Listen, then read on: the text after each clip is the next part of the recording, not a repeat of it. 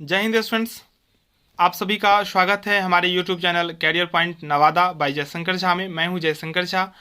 आज से आप सबों के लिए लगातार वीडियो इस चैनल के माध्यम से अपलोड होगा। लाइव क्लास के माध्यम से भी सभी सब्जेक्ट का प्रिपरेशन करवाया जाएगा। तो आप लोग अगर ठीक ठाक प्रिपरेशन करना चाहते हैं तो चैनल को जरूर सब्सक्राइब कर लें, बेल आइकन को प्रेस करके ऑल पे क्लिक कर दें ताकि हम जो भी वीडियो अपलोड करें, लाइव क्लास करें तो आपको नोटिफिकेशन मिले और आप उस वीडियो को, उस लाइव सेशन को ज्वाइन कर सके। अगर आपको हमसे डायरेक्ट जुड़ना है तो व्हाट्सएप ग्रुप का लिंक इस वीडियो के डिस्क्रिप्शन में दिया गया है। आप उस लिंक के थ्रू उस ग्रुप को भी ज्वाइन कर सकते हैं और अपना कोई पर्सनल प्रॉब्लम होगा मैथमेटिक्स का या किसी भी सब्जेक्ट का तो आप वहां भेजेंगे तो बहुत सारे स्टूडेंट्स हैं जो आपको हेल्प कर देंगे। अगर सब नहीं हेल्प कर पाएगा तो मैं बाद में उसका रिप्लाई दे दूंगा। अभी जो मैं आप लोगों को बताने वाला हूं वो है थेल्स प्रमेय को सिद्ध करें। थेल्स प्रमेय क्या है तो आप लोग पढ़े होंगे, मैं आपको आसान तरीका से सिद्ध करके बता रहा हूं। देखिए, थेल्स प्रमेय यह है जो किसी भी त्रिभुज में, ठीक है, एक भुजा के समांतर, अगर हम ए बी सी एक त्रिभुज मान लें तो बी सी के समांतर, एक भुजा के समांतर एक रेखा खींचें जो अन्य दोनों भुजाओं को अलग अलग बिंदु पर प्रतिच्छेद करें। तो मतलब ये समांतर खींचना है अन्य दोनों भुजा को अलग अलग बिंदु प्रतिच्छेद करने के लिए। तो ये दोनों जो है एक ही अनुपात में विभाजित हो जाता है, यह थेल्स प्रमेय है। तो क्वेश्चन में आपको ऐसे भी पूछ सकता है, पूरा प्रमेय लिख के दे देगा, बोल देगा साबित करें, या सीधे बोल देगा थेल्स प्रमेय को सिद्ध करें या साबित करें। तो आपको याद रखना है जो थेल्स प्रमेय क्या है। तो थेल्स प्रमेय यह है कि किसी त्रिभुज में एक भुजा के समांतर अन्य दो भुजाओं को अलग अलग बिंदु पर प्रतिच्छेद करने के लिए एक रेखा खींची जाए तो अन्य दोनों भुजा एक ही अनुपात में विभाजित हो जाता है, इसे साबित करें। तो आपको याद रख लेना है और सिद्ध करके दिखा देना है। चलिए अब हम सिद्ध करके देखते हैं। सबसे पहले आप ये फिगर कंस्ट्रक्ट करेंगे, ठीक है। चलिए ए बी सी एक त्रिभुज आप बना लेंगे जिसमें BC के समांतर DE आप खींचेंगे, BC के समांतर DE खींचेंगे, D से एक लंब खींचेंगे DM AC पर, जिसको हम लोग बोलते हैं रचना, बनावट, जो भी बोले, EN लंब खींचेंगे AB पर, ठीक है। D को C से मिला देंगे और B को E से मिला देंगे। ये फिगर हो गया। एक बार मैं फिर से फ्रेश अभी आप लोगों को फिगर बना के दिखा देता हूं। देखिए, एक त्रिभुज आप पहले बनाएंगे ABC, क्योंकि कहा गया है किसी त्रिभुज में, तो इसका नाम रख देते हैं ABC। एक भुजा के समांतर, तो BC के समांतर हमने एक रेखा खींचा D। ये दोनों जो है BC और DE समांतर हैं। तो अन्य दो भुजा जो है AB और AC दो अलग अलग बिंदुओं पर प्रतिच्छेद हुआ है D पे और E पे। इससे जो AD बट्टा DB हुआ है और AE बट्टा EC हुआ है, ये एक ही अनुपात में विभाजित होता है। इसे साबित करना है। हमने D से DM एक लंब खींच दिया, E से EN लंब खींच दिया, ठीक है, EN और DM, ठीक है। D को C से और B को E से मिला दिया। चलिए देखते हैं। तो सबसे पहले आप जो किए हैं वो लिखेंगे। तो आपको क्या लिखना है देख लीजिए। माना कि ABC एक त्रिभुज है जिसमें भुजा BC के समांतर DE AB को D पर तथा AC को E पर प्रतिच्छेद करते, ये आपने किया भी है, देख लीजिए। ABC एक त्रिभुज है जिसमें भुजा BC के समांतर DE खींचा और AB को D पर तथा AC को E पर प्रतिच्छेद करती है। कौन? D। चलिए क्या सिद्ध करना है, तो AD बट्टा DB, यानी कि इन AD बट्टा DB AE बट्टा EC दोनों बराबर होता है। ये आपको सिद्ध करना है। सिद्ध करना है AD बट्टा DB बराबर AE बट्टा EC। बनावट हमने क्या किया, DM लंब खींचा AC और EN लंब खींचा AB और B को E से और C को D से मिला दिया। चलिए प्रमाण अब हम करेंगे।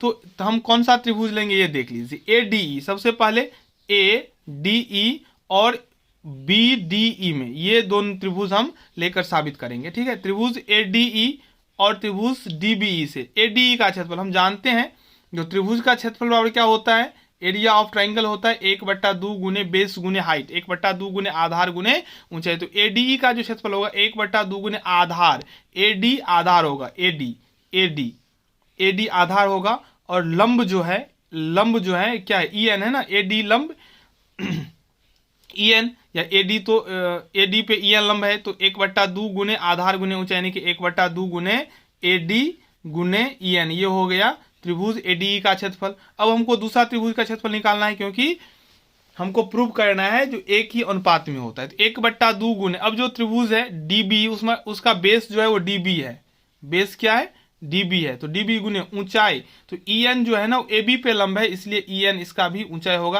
अगर इसको अनुपात निकालेंगे तो 1/2 कट जाएगा, en कट जाएगा, तो क्या बचा, ad बट्टा db। इसको हम इक्वेशन फर्स्ट मान लेंगे। फिर आप इस पार्ट में आइए, फिर वही लेना है आपको ADE, ठीक है, और BEC, त्रिभुज BEC, ठीक है, या BCE, जो भी आप बोले वो ले सकते हैं। इसमें क्या करना है आपको, फिर क्षेत्रफल निकालना है, तो 1/2 गुने आधार, तो आधार AE हो गया इसका, और ऊंचाई ये DM लंब AC है तो DM हो जाएगा, ठीक है। फिर इसका अनुपात करने के लिए भाग देना होगा, 1/2 गुने आधार, आधार क्या है EC, ऊंचाई क्या है इसका भी DM होगा, DM होगा, ठीक है, DM कट गया, 1/2 कैंसिल, AE बट्टा हो गया EC। चलिए इसी चीज को हम यहाँ पे प्रूव करके आपको दिखाएं।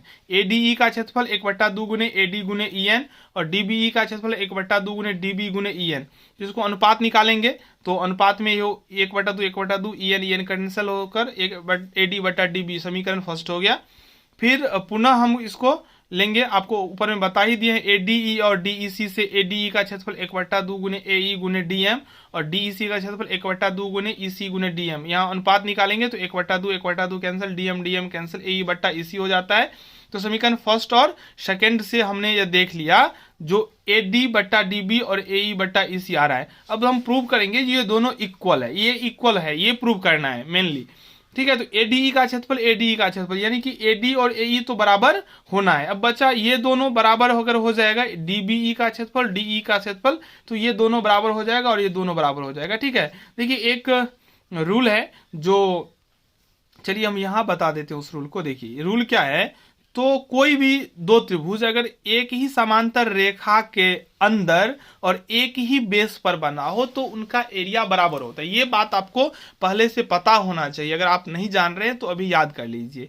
दो समांतर रेखा के बीच में, दो समांतर रेखा के बीच में और एक ही आधार, दो समांतर रेखा के बीच में एक ही आधार से बने दो त्रिभुज का क्षेत्रफल बराबर होता है। तो यहां जो हमने DBE और DEC लिया है, तो DE जो है DEB का भी आधार है और DEC का भी आधार है। मतलब ये दोनों रेखा समांतर है, ये तो पहले ही पता है, समांतर खींचा था, एक ही आधार है, इसका मतलब हो गया जो DBE और DEC का क्षेत्रफल क्या है, समान हो गया। अब हमको इस बात का उल्लेख कर देना है ताकि जो चेक करेगा वो समझ जाएगा। यहाँ पे हमने लिखा, चूंकि त्रिभुज DBE और DEC समांतर रेखा BC और D ये हमने खींचा ही था समांतर के बीच एवं एक ही आधार पर बने दो त्रिभुज हैं, इसलिए DBE का क्षेत्रफल DEC का क्षेत्रफल क्या होगा, बराबर होगा। और दोनों क्षेत्रफल बराबर है तो समीकरण फर्स्ट और सेकंड से दोनों क्या हो जाएगा, बराबर, और ये हो जाएगा प्रूव्ड। हमने यह अपने ऑफलाइन स्टूडेंट्स को पढ़ाए थे, बोर्ड का फोटो खींचकर वीडियो आप लोगों के लिए बना दिए। उस टाइम हम लाइव नहीं कर पाए, तो उसी को फोटो खींचकर हमने आप लोगों के लिए बनाया। अगर आपको कहीं भी किसी भी टॉपिक में समस्या है, डाउट है, तो आप जरूर बताइएगा, मैं उस टॉपिक को कमेंट में क्लियर कर दूंगा। और ठीक इसी के सेम ही प्रूफ करना है आपको थेल्स प्रमेय का विलोम भी, तो आपको सेम ही लगेगा, कोई भी डिफरेंस आपको नहीं होगा। मैं नेक्स्ट वीडियो बहुत जल्द थेल्स प्रमेय का विलोम भी प्रूव करके दिखाऊंगा, बहुत ही इंपॉर्टेंट है, एग्जाम में पूछता है। तो आप लगातार हमारे वीडियो को देखते रहिए और कम से कम मैथमेटिक्स में 90+ मार्क्स लाइए, इतना मैं कहूँगा। अगर सारे के सारे वीडियो क्लास देख लेंगे तो आना ही आना है मैथमेटिक्स में 90+ स्कोर। आपको लाइव क्लास जुड़ना है तो 7:30 बजे आप हमारे चैनल को विजिट कीजिएगा, आपको लाइव क्लास दिखेगा, आप ज्वाइन कर लीजिएगा, आप वहाँ अपना प्रॉब्लम शेयर कीजिएगा। अभी के लिए इतना ही, धन्यवाद।